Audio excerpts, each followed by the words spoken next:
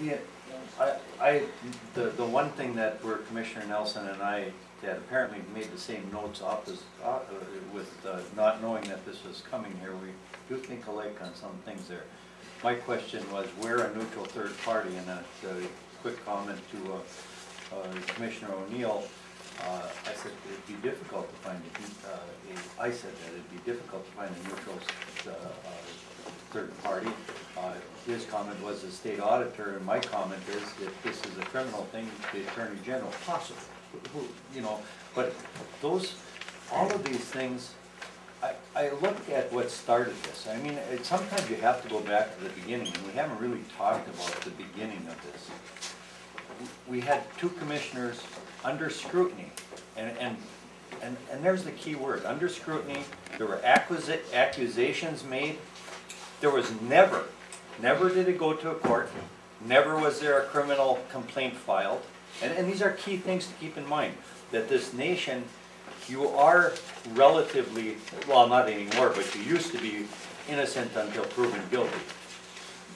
That, you know, obviously doesn't happen anymore. But there never was a conviction. There was what some people, and I think the people that believed that there was a neutral third party. The neutral third party in this case was Attorney Elizabeth Storaasli. Elizabeth did an investigation of both the two commissioners that supposedly had been engaged in sexual harassment, and concluded at the end of it that sexual harassment had taken place.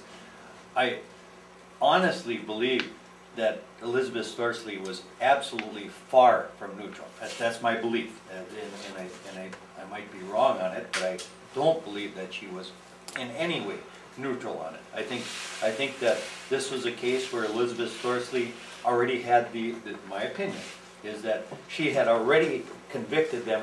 They were convicted before she started the investigation.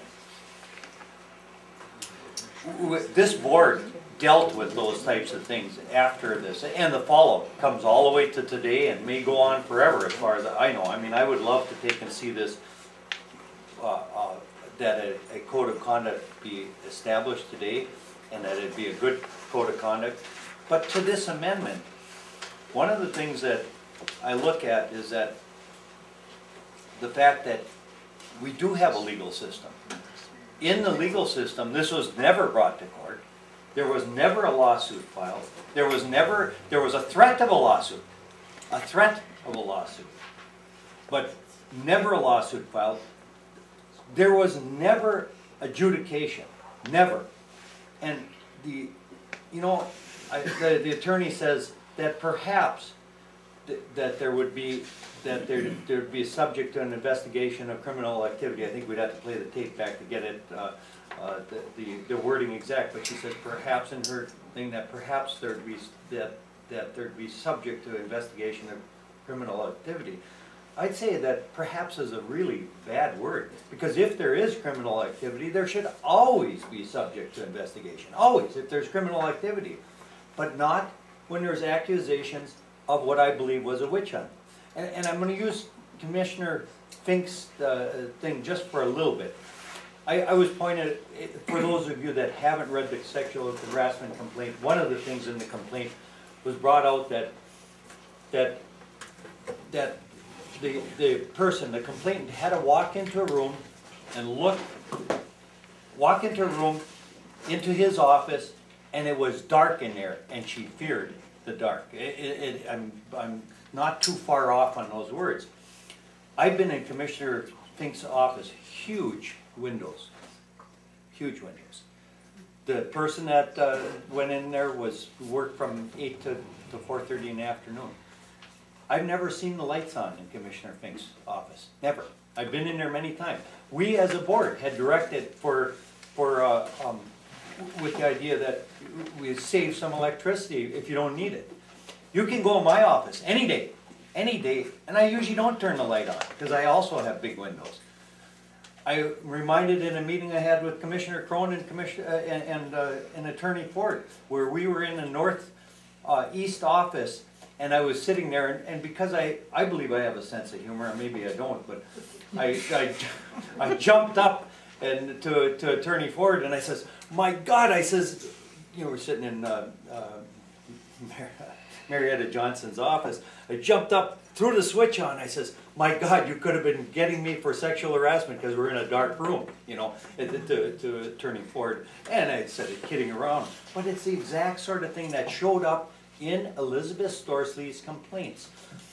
The complaints were all perception from the complainant. And though it wasn't just those things. It was the fact that Commissioner Fink goes like this.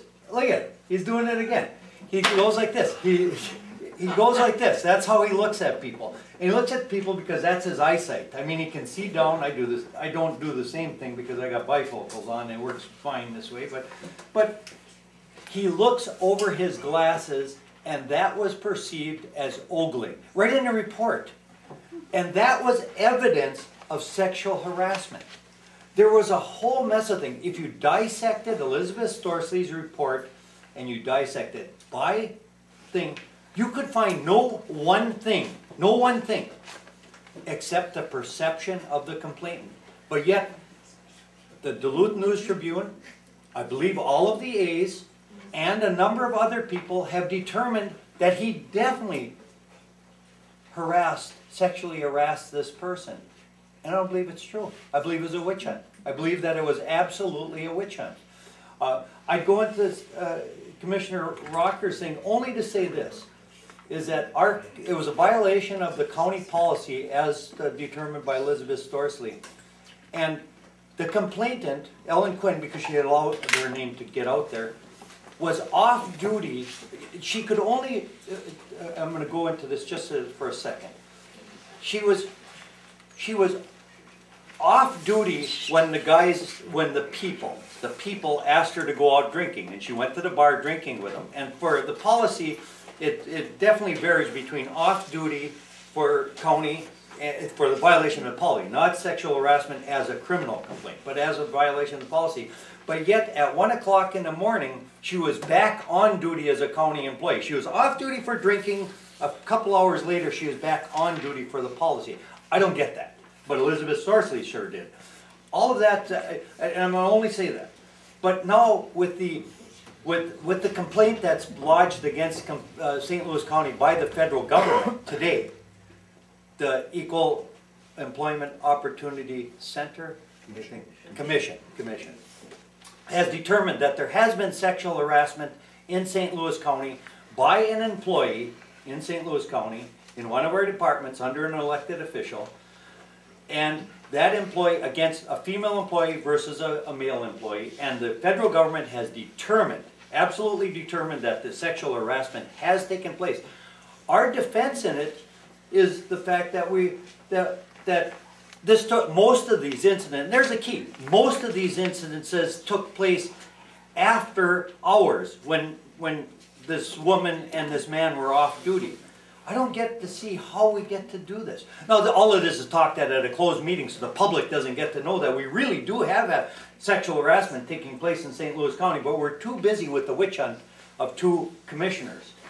And with that witch hunt, it goes back to, where do we find this neutral third party in this county? Because you know what?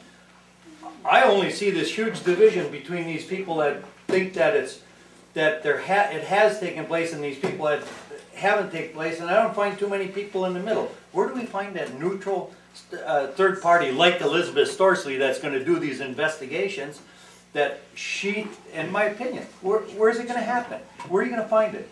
We are always subject to the recall. We are always subject to anything that has to do with criminal activity. Every person in this room, including everybody sitting here, I'm absolutely amazed that this could go on from February to today and it get to the point where we have somebody trying to put in something so you're going to have whatever. I can't believe that it's gotten to this point. I really can't. But we'll go wherever it needs to go. And I'll stop. Thank you, Commissioner.